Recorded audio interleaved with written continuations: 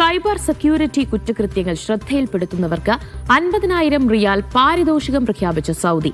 ഇതിനായുള്ള 3-അംഗ കമ്മിറ്റിക്ക് രൂപം നൽകി.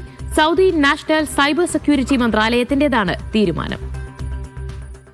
സൈബർ കുറ്റകൃത്യങ്ങൾ റിപ്പോർട്ട് ചെയ്യുന്നവർക്കാണ് പ്രോത്സാഹന പാരിതോഷികങ്ങൾ പ്രഖ്യാപിച്ചത്.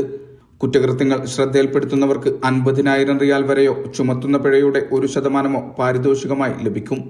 ഇതിനായുള്ള 3-അംഗ കമ്മിറ്റിക്ക് മന്ത്രാലയം രൂപം നൽകി.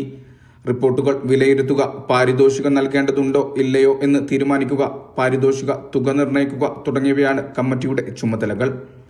അനുമതിയില്ലാതെ സൈബർ സെക്യൂരിറ്റി പ്രവർത്തനങ്ങൾ നടത്തൽ, സൈബർ സെക്യൂരിറ്റിയുമായി ബന്ധപ്പെട്ട നയങ്ങൾ, മാനദണ്ഡങ്ങൾ, നിയന്ത്രണങ്ങൾ, മാർഗനിർദ്ദേശങ്ങൾ എന്നിവ പാലിക്കാതിരിക്കൽ, അതോറിറ്റി ആവശ്യപ്പെട്ട വിവരങ്ങൾ നൽകാതിരിക്കുകയോ തെറ്റിദ്ധരിപ്പിക്കാൻ ശ്രമിക്കുകയോ ചെയ്യൽ, അനുമതിയില്ലാതെ സൈബർ സെക്യൂരിറ്റി ഉപകരണങ്ങൾ, സേവനങ്ങൾ എന്നിവ കൈവശം വെക്കുക, വിൽക്കുക, ഇറക്കുമതി അല്ലെങ്കിൽ കയറ്റുമതി ചെയ്യുക, മന്ത്രാലയത്തിന്റെ ജോലിയിൽ തടസ്സം സൃഷ്ടിക്കൽ തുടങ്ങിയവയാണ് പ്രധാന സൈബർ സെക്യൂരിറ്റി കുറ്റകൃത്യങ്ങളായി കണക്കാക്കുക.